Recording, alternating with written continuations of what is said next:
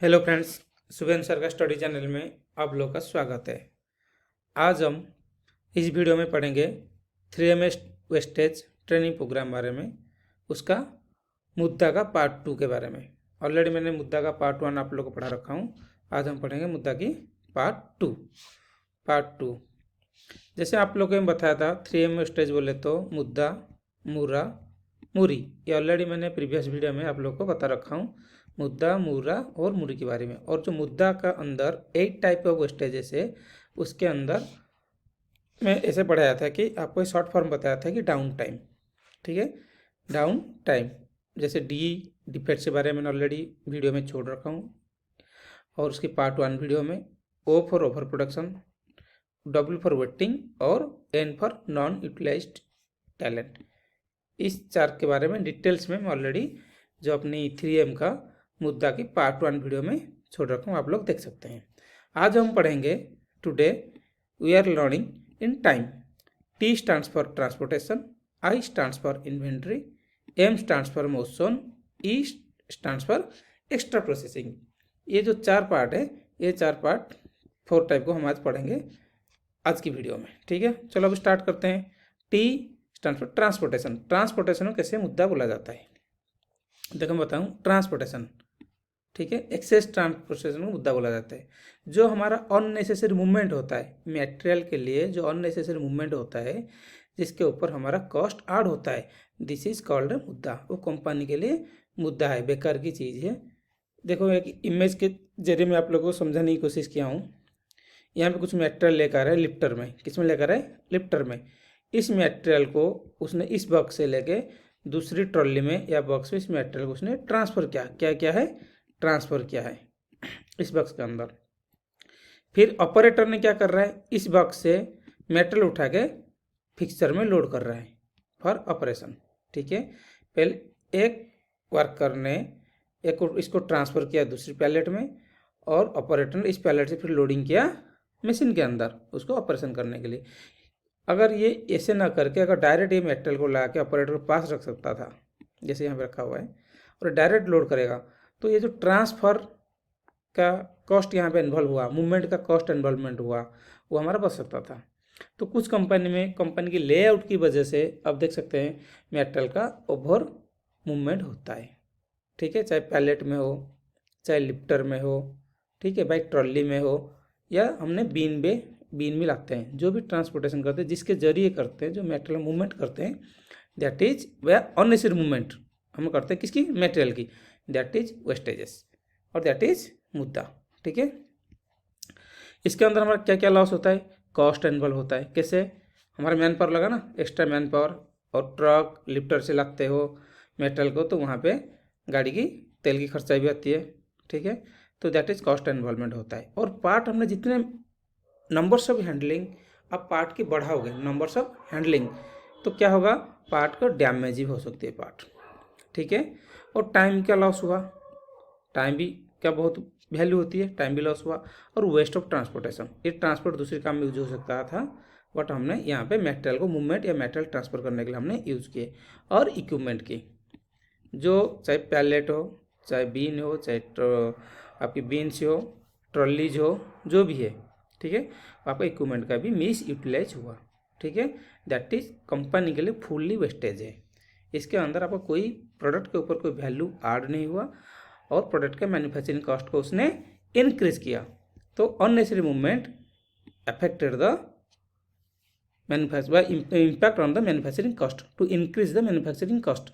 ठीक है, आपकी मैन्युफैक्चरिंग की लागत को बढ़ाया, तो दैट इज मुद्दा। ठीक है, टी स्टैंड्स फॉर ट्रांसपोर्टेशन मैंने बताया। उसके बाद हम क्या पढ़ेंगे? I for inventory. इन्वेंट्री भी हमारे लिए मुद्दा है। देखो मैंने क्या दिखाया हूँ इमेज के थ्रू, यहाँ पे क्या क्या है, उन्होंने ज़्यादा इन्वेंट्री कर दिया, ज़्यादा स्टॉक कर दिया। इन्वेंट्री का किसको बोलेंगे? एक्सेस इन्वेंट्री का मतलब क्या है? इन्वेंट्री और एक्सेस, क्या इसका मतलब है? Stock that is not demanded by customer. जो कस्टमर ने आपको डिमांड नहीं किया है, और हमारे पास इतना स्टॉक है जो अभी करेंटली रिक्वायरमेंट नहीं है, that is loss, that is मुद्दा। और ये कंपनी के लिए वेस्टेज है। कैसे? आपने इसको मैन्युफैक्चरिंग कॉस्ट लगा दिए, ठीक है, मनी आपका लग गया इसको प्रोडक्शन करने के लिए, बट ये आपका ऑर्डर में कन्वर्ट नहीं हुआ, सेल में कन्वर्ट नहीं हुआ, तो दैट इज क्या है आपके लिए, ये आपके लिए है मुद्दा, आपका वेस्टेजेस है। और ये इन्वेंट्री को रखने के लिए आपको यहाँ पे स्पेस का रिक्वायरमेंट है, ठीक है। आपका एक स्पेस भी तो जरूरत है ना, स्पेस ऑक्यूपाई कर रखा है, इस स्पेस के जगह आप दूसरे काम कर सकते हैं, दूसरी सामान रख सकते हैं, ये एक्सेस स्पेस का आप यूटिलाइजेशन किया है, ठीक है। और जो मेटल रखा हुआ है, मान लो कई टाइप्स का मेटल रखा है, कई वेराइटी का मेटल रखा है, और आपको ज़रूरत टाइम में जो मेटल की ज़रूरत है, जो आप इसको ढूंढते हो, सर्च करते हो, तो फाइंडिंग के लिए भी आपका मैन पावर और सर्चिंग टाइम भी वेस्टेजेस होता है।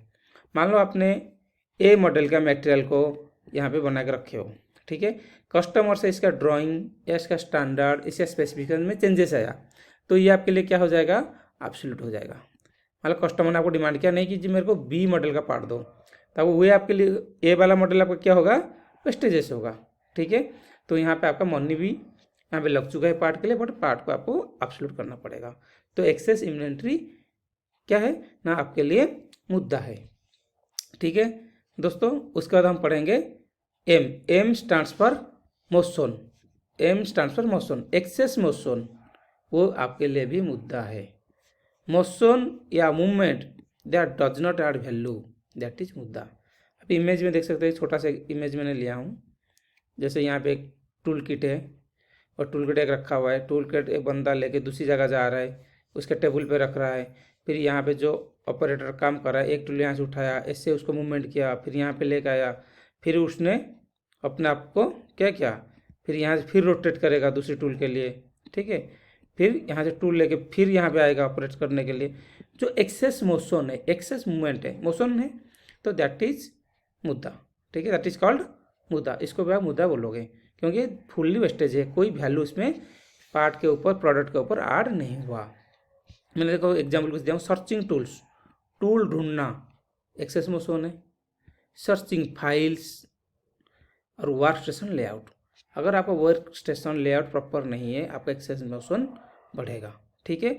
मैंने एग्जाम्पल लगा बताता हूँ, मान लो आप एक पार्ट प्रोडक्ट करते हो, ठीक है, मान लो उसके ऊपर आपका ऑपरेशन 10 भी है, ठीक है, ऑपरेशन 20 है, ऑपरेशन 30 है, और ऑपरेशन 40 है, ऑपरेशन 50 है, ठीक है।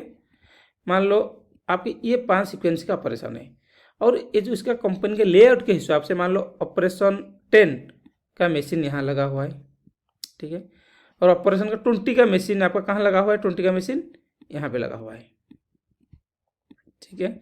फिर आपका 30 का मशीन लगा हुआ है, फॉर एग्जाम्पल यहाँ पे, ठीक है। तो आप क्या करोगे, पहले 10 के लिए यहाँ पे जाओगे, ऑपरेशन करोगे, 10 ऑपरेशन करने के बाद फिर आप 20 के लिए आओगे, फिर आप 30 के लिए आओगे, ठीक है। ऐसे कुछ कंपनी में अगर वर्क स्टेशन में आप जो काम करते हो, ठीक है, आप देख सकते हो इस टाइप का कुछ है रॉन्ग लेआउट, इनप्रॉपर लेआउट, इस वजह से भी आपका एक्सेस मोशन होती है।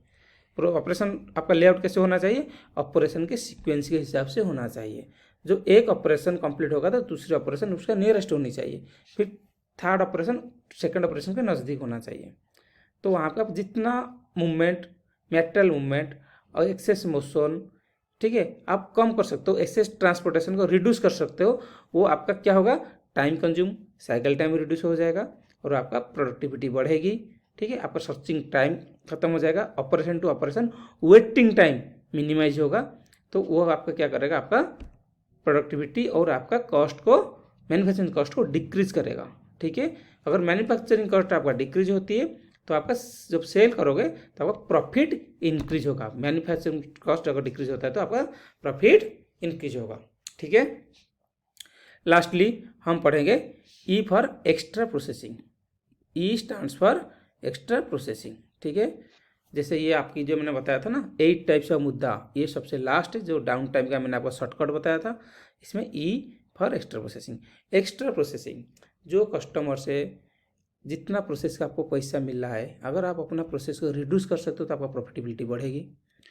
अगर सेम जितना डिफाइंड आपका प्रोसेस है उतना प्रोसेस करते हो आपका प्रॉफिट मिनिमाइज रहेगा, जो डिसाइडेड है उतना रहेगा। अगर आप अपना टूल्स को, आपका ऑपरेशन को रिड्यूस कर सकते हो, वो आपके लिए बेनिफिशियरी है। मान लो आपको कोई शीट मेटल पार्ट बनाते हो, ठीक है, उसके अंदर 4 टूल यूज होता है या 4 डाई यूज होता है, एक ऑपरेशन के लिए एक डाई। अगर उसमें आपने कोई कंपाउंड टूल बनाया जिसमें कि एक डाई के अंदर आपने 2 ऑपरेशन कर दिया, तो 4 ऑपरेशन के लिए आपने 2 डाई यूज किया, तो उसमें आपका क्या होगा, 2 प्रेस मशीन बच गया, 2 ऑपरेटर सेव हो गया, और 2 ऑपरेशन का साइकिल टाइम रिड्यूस हो गया, 2 ऑपरेशन का इलेक्ट्रिसिटी बच गया, 2 ऑपरेशन का आपका एयर कंजप्शन बच गया। तो उसमें क्या होगा, आपका मैन्युफैक्चरिंग कॉस्ट रिड्यूस हो गया, तो इसलिए आपका क्या होगा, आपका प्रॉफिट इंक्रीज हो जाएगा। ठीक, इसमें एक मैं दूसरा एग्जाम्पल ले आऊँ, तो ये कैसे एक्स्ट्रा प्रोसेसिंग हमारे लिए मुद्दा कैसे होगा ना, adding extra value when it is not required. हमने जो कुछ एक्स्ट्रा प्रोसेसिंग करते हैं उसमें क्या होता है, हमने कुछ वैल्यू एक्स्ट्रा ऐड करते हैं जो कि नॉट रिक्वायर्ड है, वो हमारे लिए वेस्टेज है। एक्सेस मैंने बताया था ना, excess power consumption, excess cycle time, तो एक्सेस मैन्युफैक्चरिंग कॉस्ट, ये सारा क्या होता है ना, एक एक मुद्दा होता है हमारे लिए, वेस्टेज होता है। ठीक है, अब देख सकते हो मैंने एक एग्जाम्पल लिया हूँ, एक ड्रिल 1 इमेज में और 2 इमेज में काउंटर लगाया हूँ। अगर हमने ये ड्रिल करने के बाद इसमें डायरेक्ट ये वाली काउंटर टूल यूज करेंगे चैम्पर करने के लिए या होल को एनालाइज करने के लिए, तो हो जाएगा। हम क्या करते हैं, पहले ये छोटा सा ड्रिल में किए, फिर ये काउंटर लगाए, उसको एनालाइज किए, फिर बड़ा ड्रिल यूज़ किए, फिर उसके काउंटर लगाए, तो अननेसेसरी जितना प्रोसेस ऐड करोगे इसमें क्या होता है, आपका टूल भी तो वेयर आउट होता है ना, टूल भी वेयर आउट होती है, तो टूल का भी कॉस्ट, टूल का प्रोसेसिंग कॉस्ट ने बताया ना, ये भी आपका ऐड होता है। तो हमेशा ध्यान रखना, आपका प्रोसेस को जितना आपने ऑप्टिमाइज कर सकते हो और प्रोसेस को अच्छी एक्यूरेसी, अच्छी टूल डिजाइन के साथ, ठीक है, नंबर्स ऑफ ऑपरेशन कम करना है, नंबर्स ऑफ ऑपरेशन कम कर सकते हो, ठीक है, वो आपके लिए बेनिफिट है। और प्रोसेस जितना बढ़ाओगे वो आपके लिए मुद्दा है।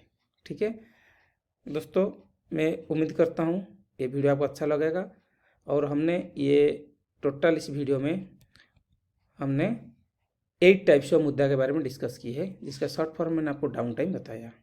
ठीक है, और आप इसका पार्ट 1 वीडियो में और पार्ट 2 वीडियो, दोनों वीडियो में मैंने 3M स्टेजेस का मुद्दा के बारे में आपको लोग को बताया। ठीक है, और इसका जो नेक्स्ट वीडियो में मैंने आपको मूरा और मुरी, जो 3M स्टेजेस का, और 2 बच गया 2M एंड 3M, ये दोनों के बारे में मैं आप लोगों से वीडियो बनाऊंगा और इसमें छोड़ूंगा। तो आपसे गुजारिश है, आपकी सेकेंड वीडियो में मूरा और मुरी के बारे में देख सकते हो, समझ सकते हो। अगर ये वीडियो आपको अच्छा लगा तो आप प्लीज़ इसको सब्सक्राइब कर देना मेरा चैनल को, और इसको लाइक और फ्रेंड्स के साथ शेयर कर देना। Thank you for watching, thank you.